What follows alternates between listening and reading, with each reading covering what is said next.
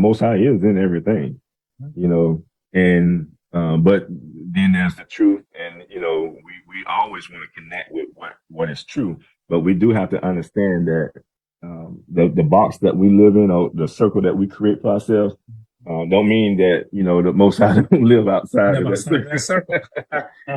That's your circle you created, but he's infinite, you know, when it comes to information and knowledge. So we just have to be mindful of that. All right. So the next one here is one that you love, which is integrity. That's the I.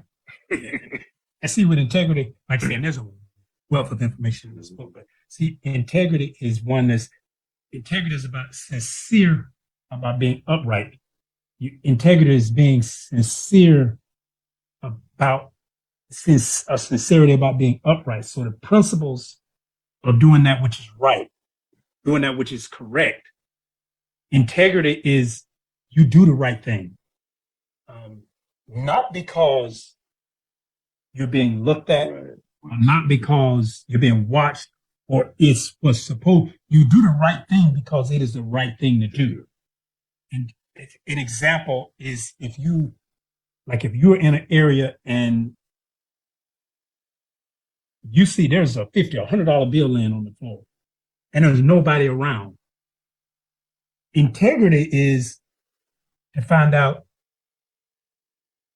who was there before and who may have lost something so they can get it back. But if you do the right thing when everybody is watching, that's good. But integrity is you do the right thing when nobody's watching but you. Right. Because you are sincere about being upright. Like, it's easy to stand before a crowd, but can you be that same integrity when it's just you on a one-on-one? Right. It's almost like you come to a certain, you know, it's just you all around and got an empty bottle, some paper, and you throw it on the ground. And you're like, okay, yep, somebody got to get it. Somebody got to clean it up. But exactly. You wouldn't have did that if somebody was watching you.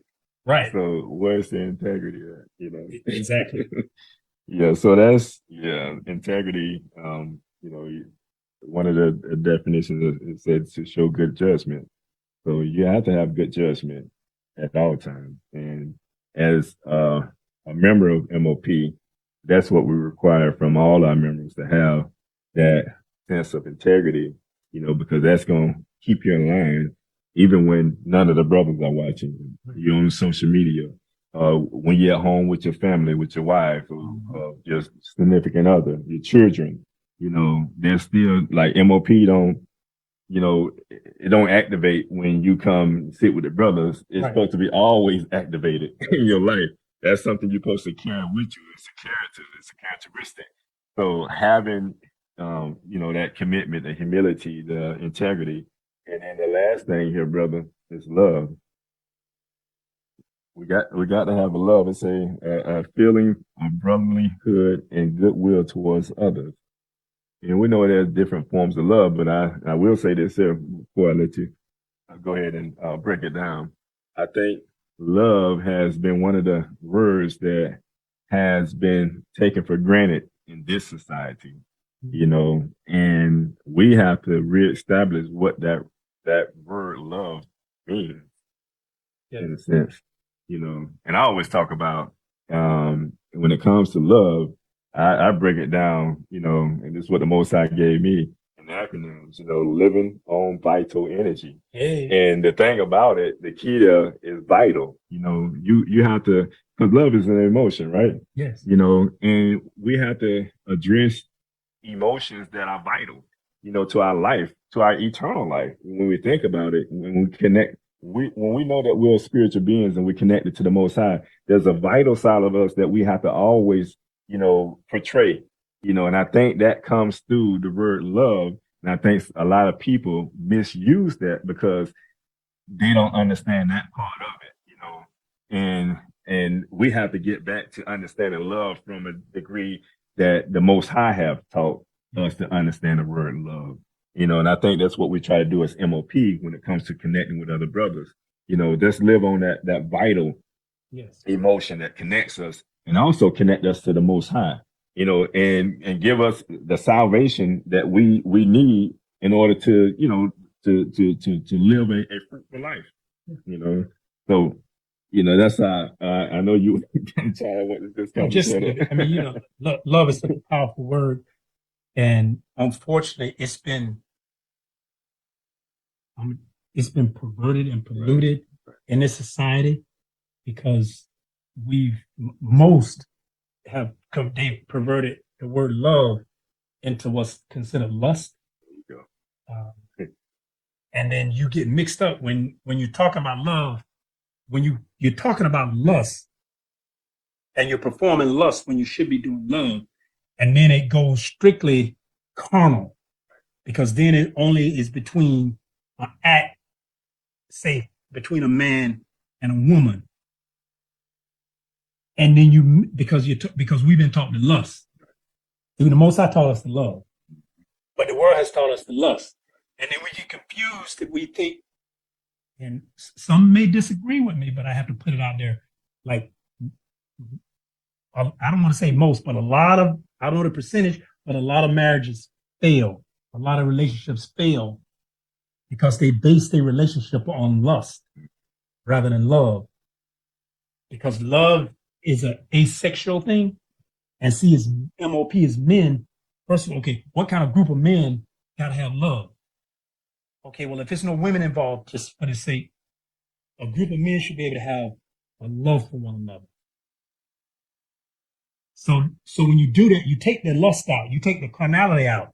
Then here's where you talk about living on that battle energy, having a respect and caring. See, the Most High, one of the highest principles He said is, "There's no greater gift than a man lay down his life for his friend."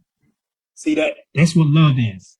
And when we talk about love, to get to understanding of what it is, when you think about a woman who gives birth to a child, there's a love and a bond between a mother and her child that's unbroken. And when you can separate the worldly and you connect that spiritual bond, that's how we can come together. But that glue is what we need to bind us on, is to understand that what connects us is that connection that the Most High has given us because we're all the same. Like, am I my brother's keeper? You certainly must be your brother's keeper. And when you like, would I actually take a knife and cut off my own hand? Be impossible for me to do that. So how can you love your brother, but you'll turn around and shoot your brother, blow your brother's brains out? Right. See, love won't allow you to do that. See, when you're men of purpose, you won't raise your hand or even your voice to your woman because you love her the way you love yourself. Mm. And the way a father, yes, we have to be corrective with our children and we have to raise them, but we raise them out of love. Which one of us would send our child out in the middle of an intersection with traffic going both ways? See, love won't allow you to do that. But that's the principles that we have to bring into our life when we look at one another, right, as men. You said some deep stuff, brother. Because one of the things, that you mentioned was the word lust, and I think even, with the society where, you know, lust has been that physical, carnal side of, the interaction that we get today from different, groups of individuals that come together, whether it's a man and whomever it may be. We have known to lust after, the opposite sex, and it's on a physical plane, on a carnal plane, and we use the word love, and that's why we say that the word love now has been so, would I be saying the right thing to say convoluted in a way? Convoluted. Convoluted, yeah.